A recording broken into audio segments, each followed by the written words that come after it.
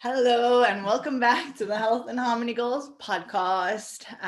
Today we are going to be talking about keeping your vibe high. Yes. I think last week we touched on it a little bit when we spoke about the law of attraction, just saying that there's high vibe emotions and low vibe emotions, and basically your vibe attracts similar vibes. So we thought we'd delve more into how to keep your vibe high. Yes.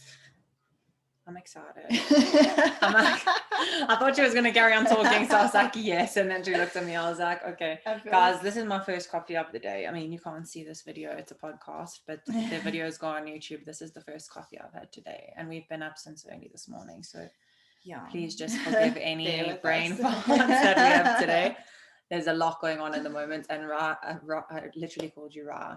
Honestly, good start. I'm like, Rox is catching a flight in an hour and 20 minutes. Basically, she has to leave. So we have a lot going on at the moment. Like, just excuse our brains. Yeah, forgive us if we brain fart all episode long. Yeah. Okay, so we just wanted to go over 10 steps to protect your vibe, basically, because I think it's so easy to say keep happy, keep your vibe high, but there's so many things that can affect your vibe. So these are 10 things you can do to protect anyone or any outside influence from harshing your vibe. Yes, and I think these are super interesting to like keep as part of the back of your mind, or if you write it down, as we always say. But I think in the last episode we touched a lot on like internal, where it was like the law of attraction and what you can manifest, and like the way you attract positivity. And I think with the steps to protect your vibe, it's a lot more like Rox is saying, like there's internal and external. So we'll speak about things that you can do from the outside and the inside, that it's not just like an emotional thing all the time. I think before we jump into the 10 steps, let's just like go through, because I also don't think a lot of people know what types of emotions are high vibrational and what types are low vibrational. I mean, it's pretty straightforward when you think about it's positive versus negative, but your high vibe emotions are things like joy, passion, enthusiasm, belief, optimism, hopefulness, contentment. So it's all those happy emotions, ones that fill you with that warm, fuzzy feeling inside. Whereas your negative emotions, which will always send your vibration lower or down a spiraling scale, are things like boredom, pessimism, frustration, overwhelm, disappointment, doubt, worry, blame, anger, revenge, hatred, jealousy, insecurity, and even powerlessness. So just thought we would just cover that, so you guys know when we talk about positive vibrational emotions and negative vibrational emotions, which ones we're actually referring to. But I mean, there's obviously more than that than what I listed. No, but I think it's also important to know that like with the high vibration and low vibrational feelings, a lot of people will just box off like say 3 emotions as low vibrational emotions. Like, I mean, I think common ones are, we know if we worry, we're sitting at a low vibration. We know if we like pessimistic, we're sitting at a low vibration. But a lot of people don't realize that things like boredom and powerlessness and blame, for instance, I mean, a lot of people feel like they feel better when they blame other people for things, but blame itself is a low vibrational feeling. So I mean, even boredom I think is like one of the most interesting ones, because a lot of people don't realize that if you're sitting and you're bored, often it leads you to overthink and it leads you to have low vibrational feelings. So true. Actually, it like reminds me when you get a bit of cabin fever and you're just stuck at home watching TV or whatever it is. I get so angry inside. I'm like, I want to do something, but I don't have cabin fever in like 2 hours. Ryan gets so irritated with me. I'm like, I have cabin fever. He's like, you cannot be doing something all the time. Okay, so that's just so you guys know what high vibrational and low vibrational. Okay, so Tim. No, brain fart number 3. I was going to say number 1, but let's go number 3. 10 steps to protect your vibe. Number 1, let go of the things you can't control. Control of anything is an illusion, I think. Besides, I mean, the only thing you can control, we always say this, is your actions and your reactions. And when you try to control everything in your life, it's going to lower your vibration, because you're going to land up getting angry, sad, depressed, anxious, because you can't control everything. And when things don't go the way you want them to, you're just going to always land up resorting back to those low vibrational emotions. Yeah, and I feel like we've spoken about this before with taking control or taking less control over things. Like we always say, the minute you understand or accept the fact that you have no control over the way things are planned out and the way things are always going to be planned out, it makes life so much easier for you. There's less things to worry about, less things to think about, like, how am I going to make the outcome of this different? Like, you literally have no control over that. So that's the first step, is to just realize you have no control. Just let life flow. Yeah. Okay, number 2, avoid comparing yourself to others. So that's a super important one. We obviously all know about this. The minute you compare yourself to other people, and I think it's so hard. I mean, nowadays it's way easier said than done to not compare yourself to others. We all sit on social media, whether you spend your time on social media for work or you spend an hour a day on social media. I can pretty much assume that you spend at least 10 minutes of those time like looking at other people and going like, I should look like this, or I should have this kind of job, or like I should be this far in my career, or no matter what it is. You might even be comparing your dog to someone else's dog. Like, there's always some sort of an aspect of your life that you're comparing to other people. And I mean, whether it's on social media, in your job, in real life, in your family, in your friendship group, like, just stop comparing yourself to others. Just accept yourself for who you are. I feel like it's such a like subconscious thing, not subconscious, but we do it so often that we don't even realize that we're doing it all the time. Like, even when you're saying now, like, comparing, I should be in the same point in my career, or like, why is her dog cuter than mine? It's like silly things, but it's stuff that always plays through your mind, especially when you're on social media, and especially when you're scrolling through Facebook or whatever it may be. That was also social media lol. Yeah, it's just something that you really need to start taking notice of and trying to adjust comparing yourself to others, and just appreciating what you have. Completely. Okay. Number 3, keep your faith larger than your fears. I mean, we also touched on this last time. Fear is I think it's probably one of the lowest vibrational emotions on the entire scale. And fear is basically just worrying about something that hasn't happened yet. So rather turn to believing in better outcomes, better possibilities, whatever it may be, rather than worrying about stuff that hasn't happened.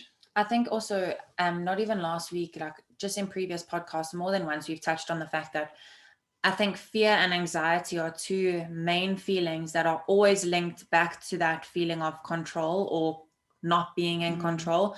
And we've said it before. I mean, fear, like Rox is saying, you are probably fearful because you don't know what's going to happen. But as soon as you let go of that control, you don't have that fear anymore. Or you're feeling anxious because something has happened and it's making you anxious. Or also something is going to happen. Something is going to happen and that's making you anxious. As soon as you let go of that first point of control, or like wanting to control every outcome, you will lose the fear and lose the anxiety of those feelings.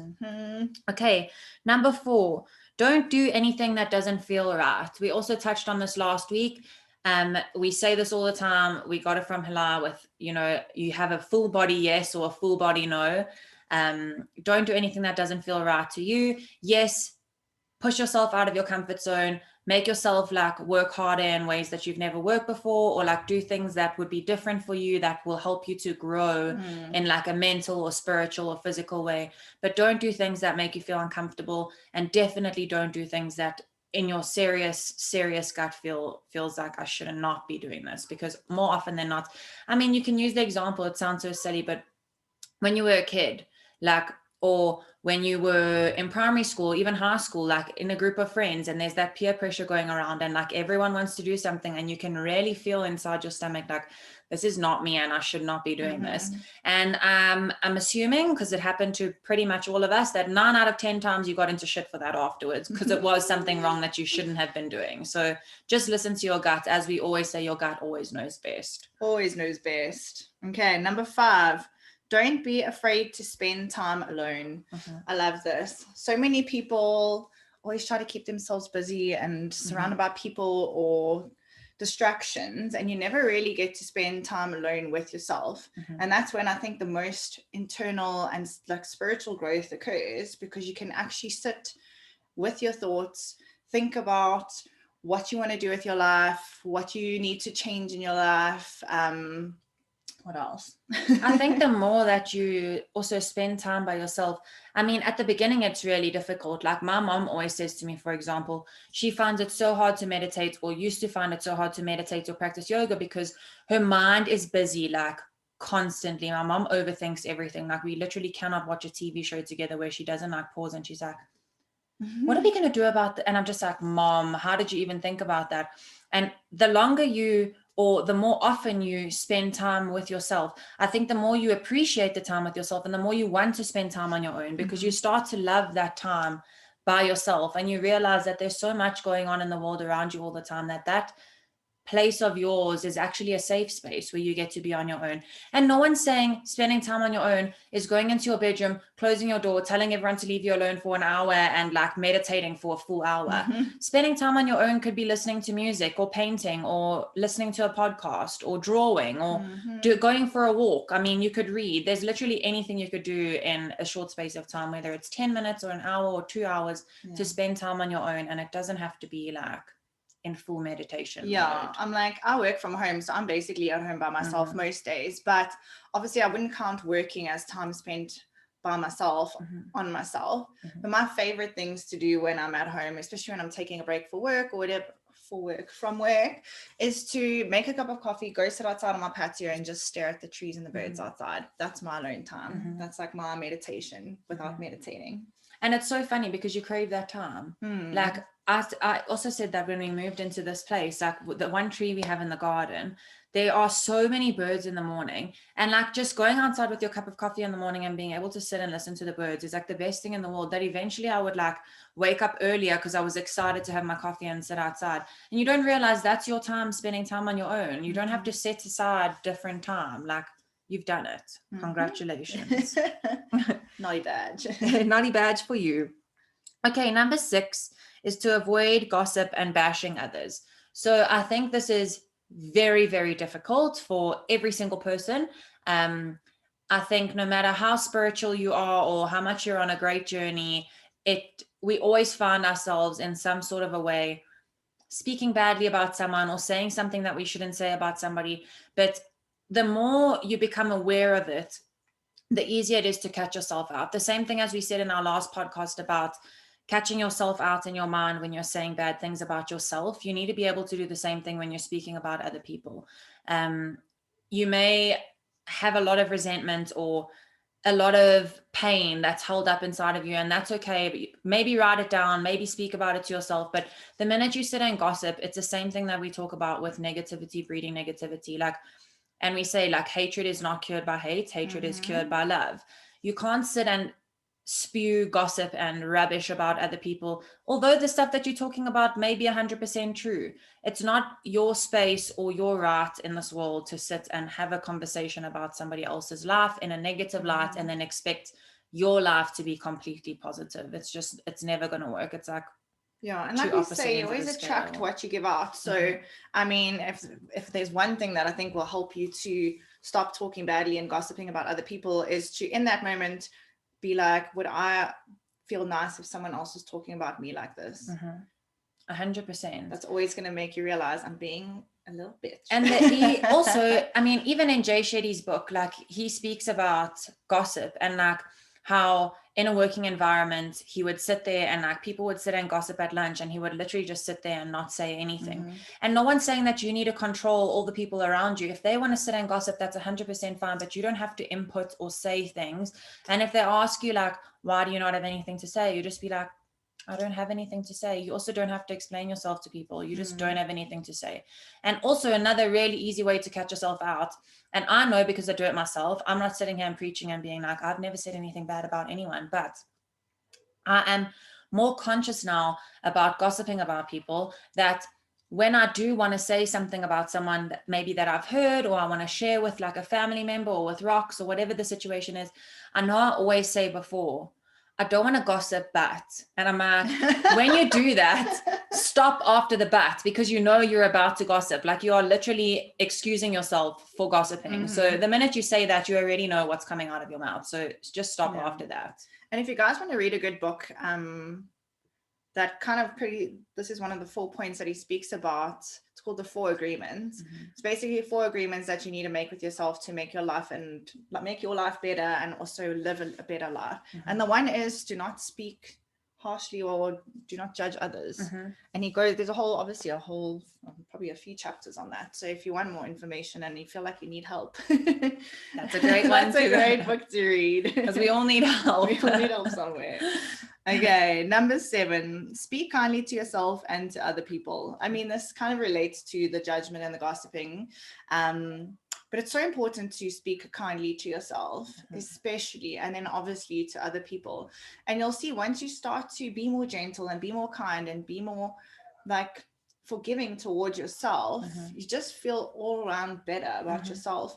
And it makes it, I think, a lot easier to be kinder to others because you're in the kindness space. Completely. I completely agree with that. I'm like, she hit the nail on the head. I have nothing to say about that point. Okay, number 8. Please yourself before trying to please others. So I love this because it's one of those things where it's like, I think a lot of people tend to think that if they put themselves before other people, they're being selfish. Sorry, I can hear the garbage truck. And I hope you guys can't hear that, but it should be gone soon. Garbage day.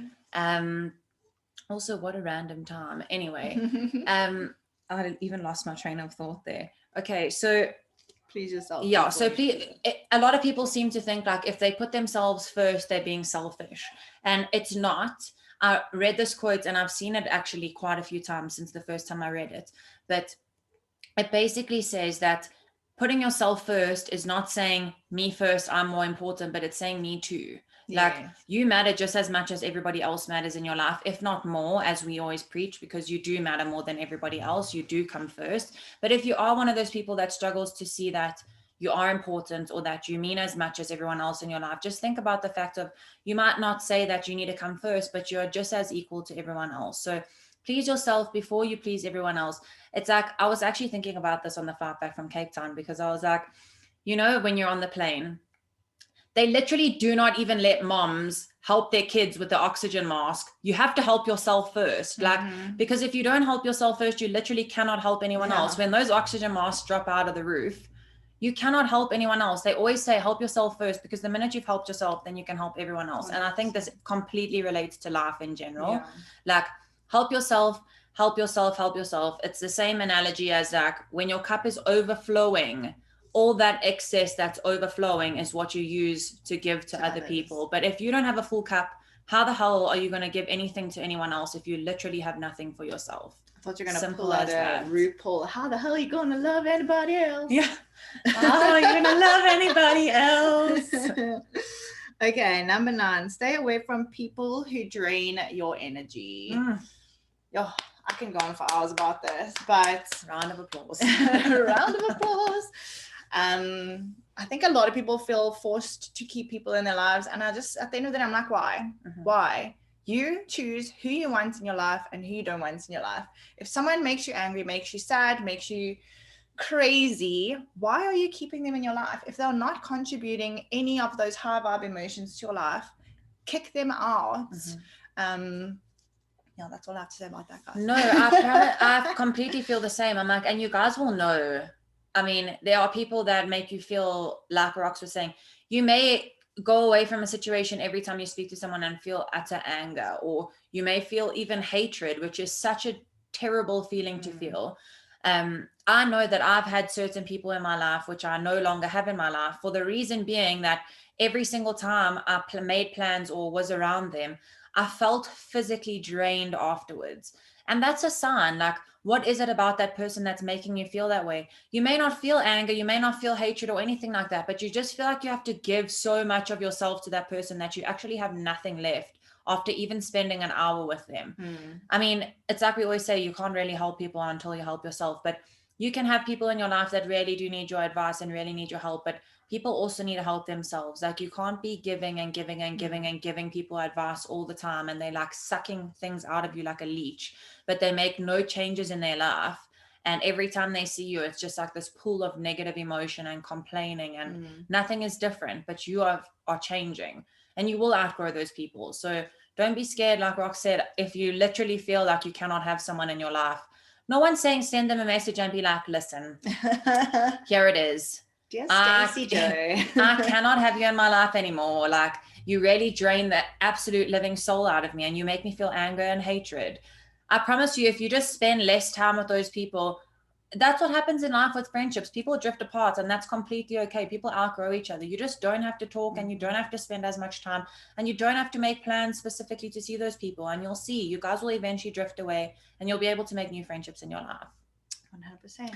Okay, number 10, the final step is to ignore any opinions that don't enhance your life. So obviously, like we said, this is super important. If you have people in your life that negatively influence you by the words that they say or the way that they don't believe in you, you will eventually start to believe what they're saying. Same thing as if your mind keeps telling you that you can't do something, you really probably can't do something. If you've got a friend in your life that keeps saying, oh, Rox, you'll never get to whatever point you want to get to in your life. You'll literally be like, the first time you hear that, you'll be like, lol. But the 72nd time you hear that, you'll be like, maybe she's right. Like, maybe I'm not going to be wherever I want to be. Or you really don't need to have that negativity in your life. So literally get rid of all the opinions that don't enhance your life. Or if you have people in your life that you can't cut out, like we speak about with business or an office situation, I get it's completely different, but you do have the control over what you choose to listen to and absorb into your life and what you choose to block out. So block it out. Yeah. And I think also with opinions, like I always love that quote that says, what other people think of me is none of my business, because opinions are exactly that. It's someone else's opinion. Who knows where the hell they got their idea of something about you. I've also been so wrong in my opinions of people, being shown a complete opposite side. So I don't understand. I mean, obviously I've done so much work and I have got to the point where I don't let other people's opinions bother me at all. But why let someone else's misconceived idea of you upset you? They don't know you completely. And you know what? It's the same thing like you said, Rox. I mean, no one's sitting here and preaching and being like, we've never thought bad things or bad opinions about other people. Like, you may have an opinion about someone and you may speak, like I might say to Roxy, I have an opinion about this person, X and Y. And then like a couple days down the line, or say however, maybe before or after that, you hear from someone like, do you know what? Sally Joe said this about you. This is her opinion of you. And you're like, how dare she? She has no right to have that say about me. She doesn't know me. Same thing as what you said about someone else. Like, you have no right to say that. You obviously don't know the person either. Everyone is constantly changing every single day. So the opinion that you have of someone today might be completely different next week. They might be a different person. So you don't deserve to do it and they don't deserve to do it. Simple as that. There's also a chapter on this in the 4 Agreements, guys. The 4 Agreements is the book van die dag. I'm like, this is not an ad, but it is a really good book. Hashtag not sponsored, but please sponsor us. Okay, so those are the 10 steps to protect your vibe, guys. Very easy, very simple, very straightforward, but sometimes we just forget to do a few of them. I would actually write these down like in a notepad or in your journal and just look at them every day to remind yourself, because I think it's so easy to be like, oh yeah, I won't let that affect me. Oh yeah, I won't do that. And then like a few days go by, you can't even remember what you're supposed to do and what you're not supposed to do. So it's always just good to have something to have a like reference to look literally back to. Remind yourself every day. Like, if that's what you want to read in the morning, it's honest to God 10 steps. It will take you 3 seconds to read through them. But if you read through something, same thing as listening to like a fresh podcast in the morning, that stays in your mind throughout the day and you can just keep reminding yourself about it. I would actually turn them into like affirmations. Like, I love that I do not care about anyone's opinion about myself. That's amazing. I think that's actually really clever. Okay. Maybe you guys should do that. Go make affirmations and tag us in them. We'd love to see them. Show us what they look like. Show me what you got, little mama. Okay, and then we just wanted to end off. I mean, we always talk about how to protect a vibe, what to do, what not to do, but it also comes down to what you put inside your body. And I don't think a lot of people realize that foods can actually affect your vibrational state. Same thing as we talk about with your mind, like blocking things out, listening to things. It's the same thing. We always talk about feeding your body correctly and movement. And I think we've given you so many examples of ways that you can move your body and ways that you can just be mobile. So we're going to touch on some foods. Fruity foods. So should we start with the low vibrational foods? Because I'm pretty sure as we start to list these, you guys are going to be like, no dear. But I mean, it's just a good reminder because but also people may not even realize, like, we think everyone's going to be like, yeah, I knew that, but there's a lot of people that literally have no idea that there's even a high vibration and a low vibration food. Like, also, please keep in mind with this, I think a lot of you are going to think about the low vibrational foods as like, I knew that was a bad food because like I'm not allowed it on my diet. Please keep in mind that high vibrational foods and low vibrational foods are completely just to do with your vibration and your mental state and the way that you are as a person. It has nothing to do about losing weight or dieting or anything like that. We're literally just giving you examples of ways to keep your vibrations high and positive. Although I feel like a high vibrational food eating plan, we need to think of a better word for diet. Yeah.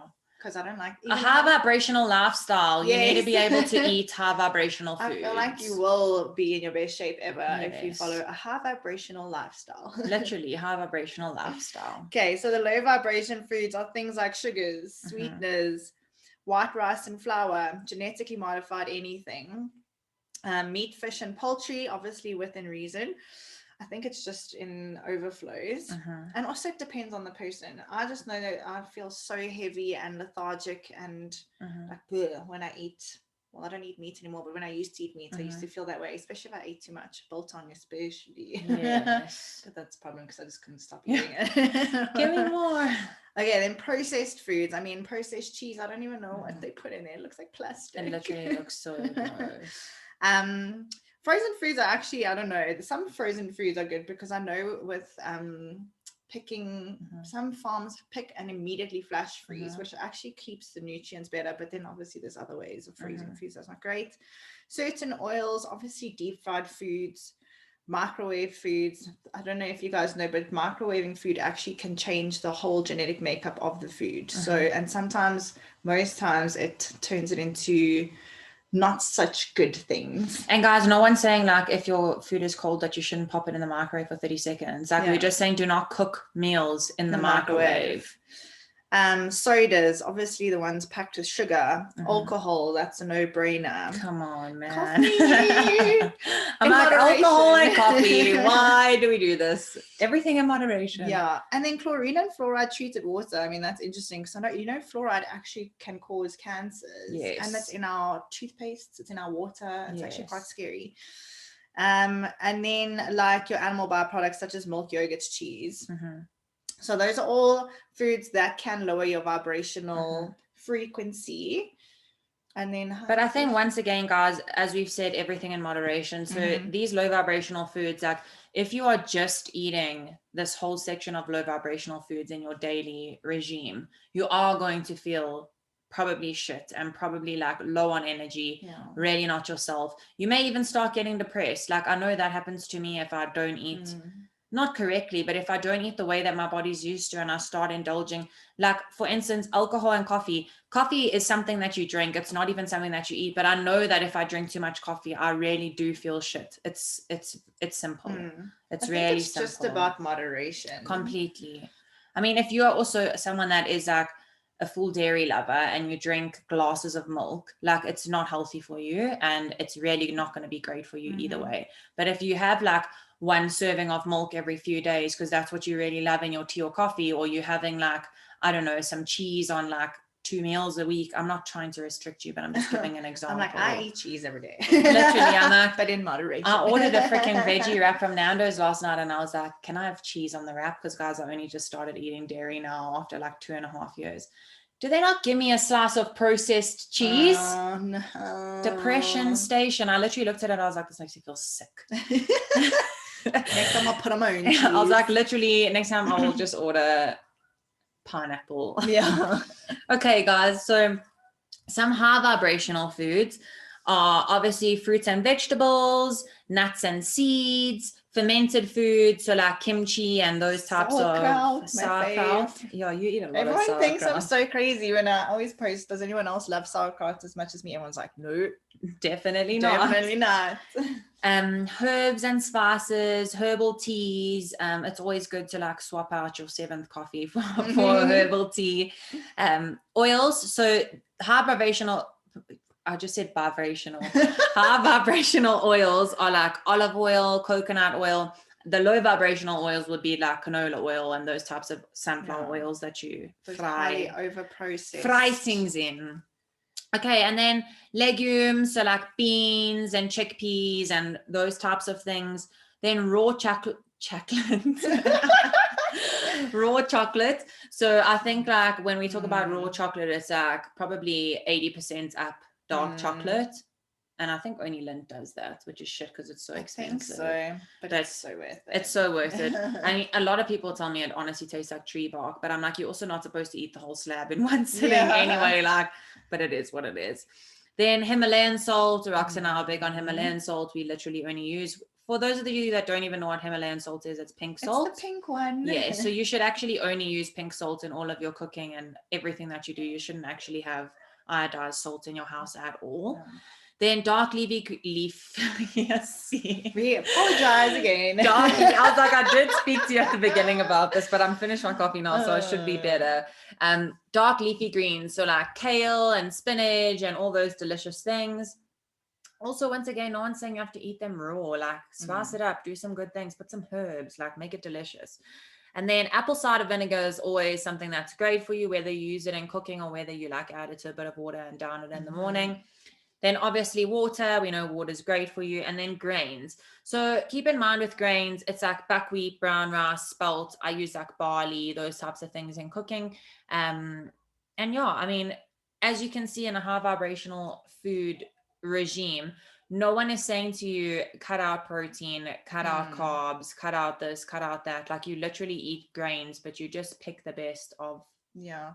I think like a good rule of thumb, and what I've always done is if it's grown out of the ground, it's healthy. If you can't see what the ingredients are, well, if there's even more than one ingredient in a food, chances are it's probably not that good for you. And I think it's going back to that is super important to note that with things coming out of the ground, like we spoke about also in our one podcast, like looking at your food before you eat it and just thinking about the process of how it got onto your plate. And I think a lot of people get caught up in like unhealthy and healthy foods when it comes to like, for instance, potatoes. Like a lot of people are so scared of eating potatoes because they feel like it's so unhealthy and sweet potatoes are better than normal potatoes and blah blah. And I'm like, the nutritional value of a sweet potato and a normal potato are pretty much the same thing. Like just one gives you more fiber and one gives you more vitamins. It's pretty much the same thing, but a lot of people get super scared about potatoes. But if you're eating a roasted potato that you've roasted in the oven, it's 100% fine. If you are eating fried chips on your plate, that's where that's where the issue comes in, because it's been fried in the low vibrational oils. The process that the potato has gone through to get onto your plate, it is not original like a potato anymore. Like the health benefits are just like, no one's saying don't eat chips. Eat your chips. But if we're talking about high vibrational and low vibrational foods, you can eat a potato and be full high vibrational, but if you're going to eat McDonald's fried chips as a potato, low vibrational. I love that you touched on the process of how the food got to your plate, because I know for me, back in my diet days, even going to a restaurant and you always get the veggies on the side and it's always cream, spinach and butternut, which has been laced full of sugar. A lot of people don't realize that that's not healthy. Literally. And they're like, but I ordered the vegetables. I always ordered the veggies. Literally. And like it's stuffed full of dairy and cream and covered in sugar. I think majority of the time, guys, when it comes to the way you eat at home and having high vibrational foods and low vibrational foods, it's super important to be able to, whether it's you or someone in your family or your partner, to cook for yourselves. Because if you know how and why and whatever the situation of how things were cooked and how they got onto your plate, it just makes you also feel better. Like Rox was saying about the vegetables, like you go out and you order veggies, that's great, but you literally have no idea what those is in those vegetables. And the reason we say this and touch on this is because, like we said, back in the diet days, I mean, you had to eat everything like dry fried, blah, blah, make your meal prep, like your butternut is steamed, all of this stuff. And your stomach gets so used to eating that when you do go out and you have a meal with whoever at a restaurant and you order the vegetables on the side, like it may not be the sugared butternut. You may get like the roast veggies on the side, but there's so much oil in it that it honestly makes you feel sick afterwards. But you then start to question, like, what oil did they use? What happened with this? What happened with that? If you're making your own stuff at home, you completely know, like, cool, I used olive oil and it's really great for me and I feel great when I eat it. But they didn't use they didn't use canola oil to fry your vegetables. Yeah. Like, it's as simple as that. Just knowing what is going onto your plate and where it came from makes the biggest difference in the world. Amak, that is all I have to say about that. That is all we have for you today. Thank you guys for tuning into another episode with us. Sorry for all the brain farts. Yeah, Amak, we do usually have brain farts on the podcast, but today was extra spicy. Extreme brain fart. Brain fart. There I go again. Extreme honestly, brain fart edition. But honestly, guys, thank you for tuning in, and we hope this helped you in like some way, shape, or form. We have some exciting stuff actually coming in the next couple of weeks. We obviously, as you guys know, post a new podcast every Tuesday. But once we get back into the swing of things again from next week, or I think from March, March is next week. Mm-hmm. Once we get back into the swing of things from March, we are going to start having a guest once a month on the podcast. Mm-hmm. So we'll do 3 podcasts a month, and then we're going to have some really exciting guests. Really exciting guest lineup. Really exciting guest lineup. Exciting. You guys are actually going to die. So you might die. Super excited about that. But if there's anything, obviously we'll post beforehand about who the guest is, give a little bit of behind the scenes in case there's any questions that you guys want to ask, because I know it's difficult obviously to ask only after you've heard the episode. But yeah, just keep tuning in. Let us know if there's anything that you guys want to hear about or want to talk about, or if you have more questions about high vibe and low vibe foods, or like ways to keep your vibe high. As we always say, we are here to answer your questions. But until next time, guys. Toodaloo. Toodaloo. We love you, and toodaloo.